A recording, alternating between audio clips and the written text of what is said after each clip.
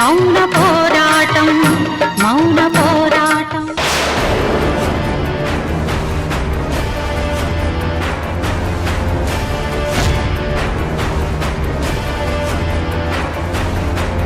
Dad? Yes baby, అతను నిన్ను పెళ్లి చేసుకోమను. అది వెంటనే.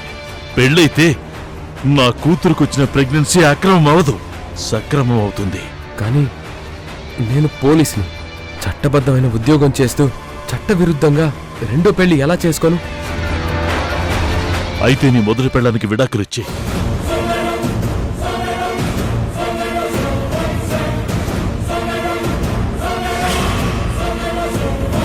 నో. నోనా? మరి నా కూతురు పరిస్థితి ఏంటి? డాడ్, ఇప్పుడంటే అన్నావు, ఇంకెప్పుడు అలా అనుకో. ద్వారకకి అవంతకంటే ప్రాణం. ఆయనకి అమ్మంటే ప్రాణం, పెళ్ళావంటే ప్రాణం. అందరూ ప్రాణాలే, ఒక్క నువ్వు తప్ప. డాడ్, ఇంకేం చేయమంటావు బేబీ? నిన్ను ప్రాణానికి ప్రాణంగా పెంచుకొని ఇప్పుడు నీ జీవితానికి ఒక పరిష్కారం కూడా చూపించలేని చేతగాని వాళ్ళని చేసావు మమ్మల్ని. చేతగాని వాళ్ళని చేసావు మమ్మల్ని.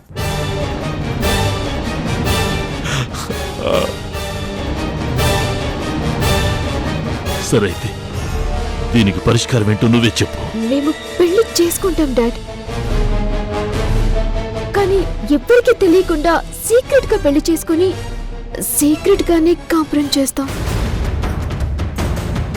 కానీ రుద్ర, ఇలాంటివి ఎక్కువ రోజులు తాగవు. ఎవరు చెప్తారు ద్వారకా?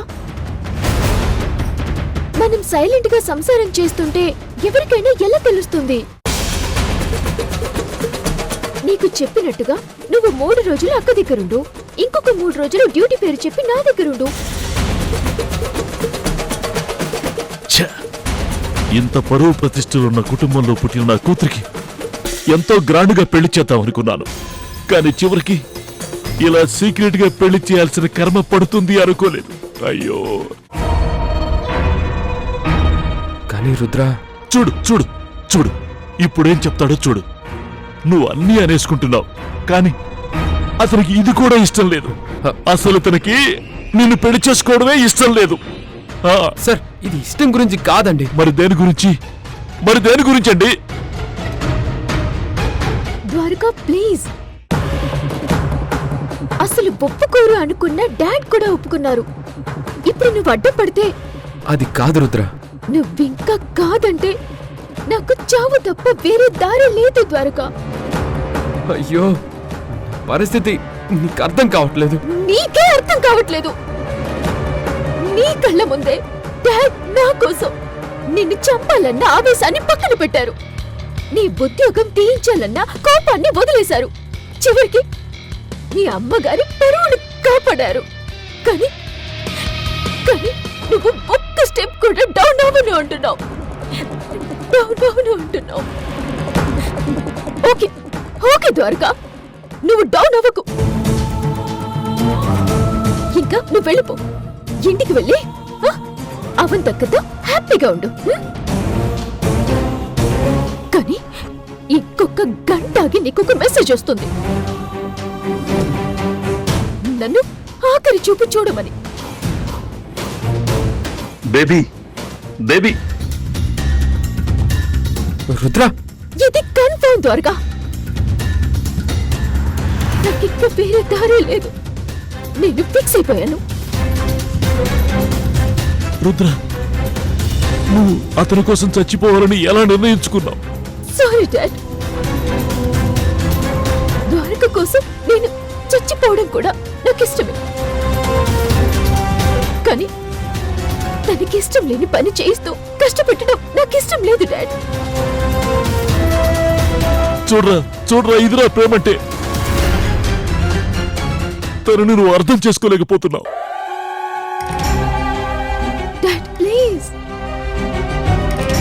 మీ కూతురుగా ఎన్ని రోజులు మీకు ఆనందాన్ని ఇచ్చాను, కానీ ద్వారక లేకుండా నేను బతకలేను.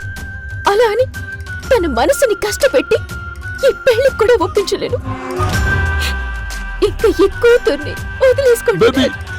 లేదు అనుకోండి. భయపడవద్దు డాడ్. బేబీ ద్వారక కోసం ఆనందంగా నేను చచ్చిపోతాను. బాయ్ ద్వారక. బేబీ రుద్ర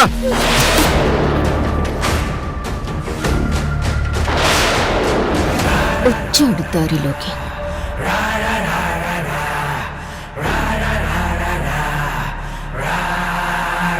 ఏంటి? సరే రుద్ర, నేను నిన్ను పెళ్లి చేసుకుంటాను.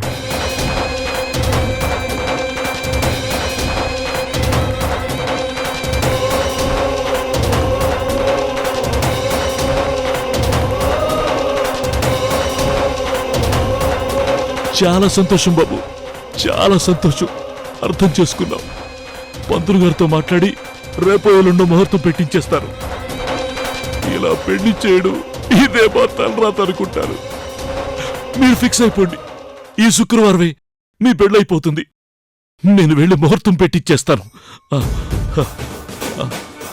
బాబు ఏమనుకోకు. ఒక తండ్రిగా అది ఆవేశం అంతే. బటన్ పెట్టుకో, నేను వెళ్ళి ముహూర్తం పెట్టిస్తాను.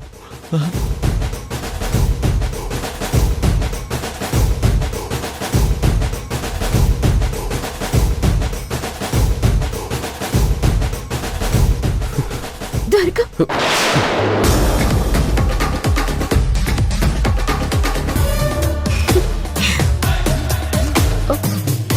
నన్ను క్షమించు ద్వారక. నిన్ను ఇలా ఇబ్బంది పెడుతున్నాను, కానీ ఏం చేయను. తన కూతురికి పలానా వాడు మొగుడు అని నా తండ్రి చెప్పుకోగలగాలి. పలానా వాడు నా తండ్రి అని నా కొడుకు చెప్పుకోగలగాలి. అందుకే నువ్వు నన్ను పెళ్లి చేసుకోవాలి. నీకు మాటిస్తున్నాను ద్వారక. అవంతి నాకు అక్క. నేను తనని బాధపడేలా చేయను. మీ అమ్మ నాకు అత్త. ఆవిడకి మా వాళ్ళకి మధ్య ఉన్న అపార్థాలు తీసేసేలా చేస్తాను. ఎస్, ఇది నిజం ద్వారక. ప్లీజ్, నువ్వు పెళ్లికి తప్పక ఒప్పుకోవడం కాకుండా కొంచెం ఇష్టంతో నా మెడలో తాళి కట్టు. ఎంతో గ్రాండ్ గా పెళ్లి చేద్దామనుకున్న మా మామ్ డాడ్ ఆశలు, ఎన్నో నగలు, బట్టలు, పెద్ద పెళ్లి మండపం లాంటి నా కళ్ళలో అన్ని సాక్రిఫైస్ చేస్తున్నాను. కనీసం నాకు ఈ చిన్న సంతోషాన్నైనా ఇవ్వు ద్వారక. పెళ్లిలో సంతోషంగా ఉండు ప్లీజ్. నా మనసు అసలు ఒప్పుకోవడం లేదు రుద్ర.